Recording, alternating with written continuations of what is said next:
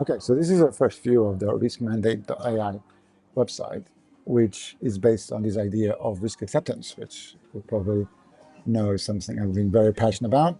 So the idea here is to really capture the risks that the agents are given, right?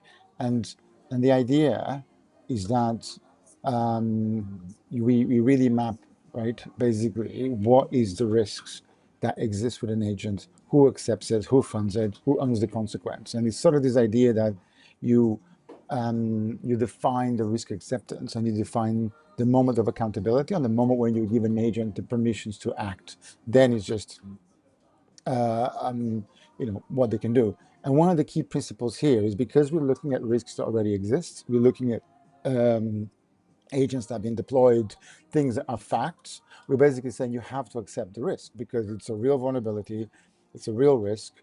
And the only thing is that you can only accept it for a particular period of time, and you can also ask for more data, right? But the idea is that the time that you accept depends on the urgency that you have, right? And like everything, that I can do is like it's all a graph, right? So the risks have to be accepted then by the manager and the board, and eventually the execs and then the board, right? So it goes all the way up to the board, right? And that's the logic, right? So basically, um, the decision is how long, who you want to risk accept it, who owns it, and what's funded. So if it's a catastrophic, thing, you have to basically pull the plug, right? If it's a P, if you want to accept for 4 hours, it basically means that you have to have an incident as a P0. If it's a day, you really need to have a very quick engineering sprint, probably also kind of incident. 1 week should be a project, 1 month a program, 6 months deferred, right? But the point here is it has to be funded. Every one of these has to be funded. And that's the key thing about fixes, right? Somebody has to actually pay for the fix. Maybe it's easy, maybe there's already a team, it gets in place, but it still means that something has to stop to be done for the fix to be in place. So we're addressing that, and we're addressing that from the point of view of getting the stakeholders to accept the risk.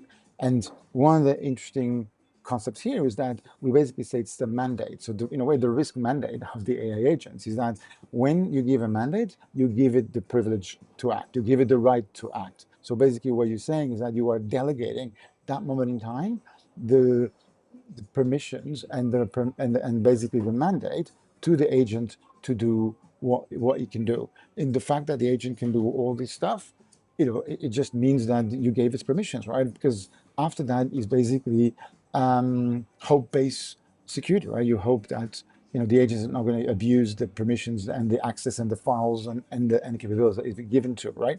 So everything here, it's on. I'm leveraging the semantic graphs. I'm handling managing the SG Vault capabilities.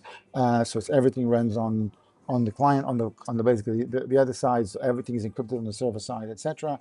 And we kind of have these kind of three modes where it's basically either open source, token based, or custom. Talk to us and we'll implement the solution, right? Yeah. So this is the beginning of a really cool journey of focusing on the risk acceptance. And actually, I really like this tagline because, in a way, the objective is to lower the probability of catastrophic outcomes, which is kind of what the business a lot of times is there. The reality is that there's already a big possibility of catastrophic outcomes, but the risks are not being assigned at the right level. And my argument would be that the stakeholders are not fully aware of it.